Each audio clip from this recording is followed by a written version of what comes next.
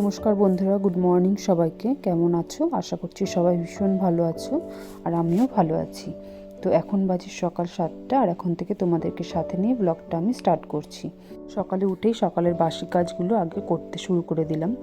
তো সকালবেলায় গেছিলাম, একটা কালেকশান ছিল আমার, প্রতিদিনই মোটামুটি থাকে। তো সেই কারণে ওখানে গেছিলাম, আস্তে আস্তে লেট হয়ে গেছে। এমনি সকালে আমি ঠিক 6টার সময় উঠি, প্রায় দিনই, বেশিরভাগ দিনই 6টার সময় ওঠা হয়। এক একদিন শীতকালটায় যখন ছিল তখন এক একদিন উঠতে একটু লেট হয়ে যেত। তবে এখন শীতের রেশটা কিন্তু অনেকটাই কমে গেছে, কিন্তু মাঝখানে দু একদিন একদম ভীষণ গরম ছিল। কিন্তু এই রিসেন্ট আজকে কালকে ধরে একটু ঠান্ডার ভাবটা কিন্তু রয়েছে। মাঝখানে যেমন এতটাই গরম পড়েছিল, মনে হচ্ছিল যেন শীত প্রায় চলেই গেছে। তো যাই হোক, আমি এখানে চাটা বসিয়ে নিয়েছি সকালের কাজগুলো করে। তো চাটা আমার হয়ে গেছে, আর এখানে আমি ভাতের হাঁড়ি অলরেডি বসিয়ে দিয়েছি।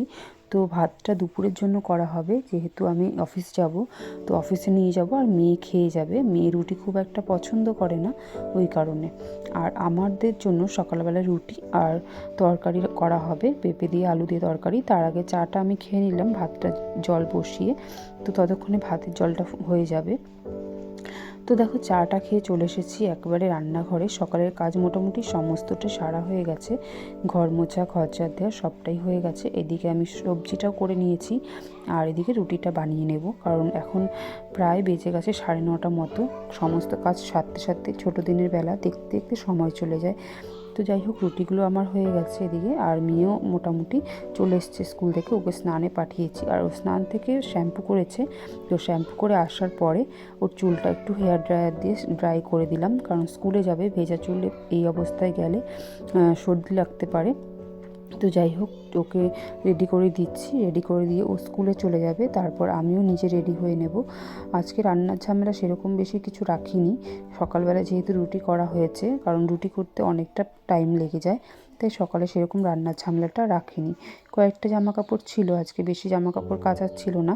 দেখো, ছাদে কিন্তু বেশ হাওয়াও দিচ্ছে আজকে, তো খারাপ লাগছে না। হালকা শীত, হালকা গরমের মধ্যে হাওয়াটা কিন্তু ভালোই লাগছিল। তো দেখো, আমার এদিকে জামা কাপড় কাচাও হয়ে গেছে, আর আমি স্নানও সেরে নিয়েছি।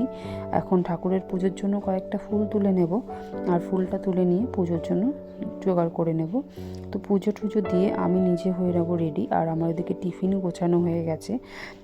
অফিসে যেহেতু যাব, রান্নাবান্না করেই যাওয়ার সময় প্রচণ্ড পরিমাণে তাড়াহুড়ো পড়ে যায়, তো সেই কারণে আগে টিফিনটা আমি গুছিয়ে নিয়েছি।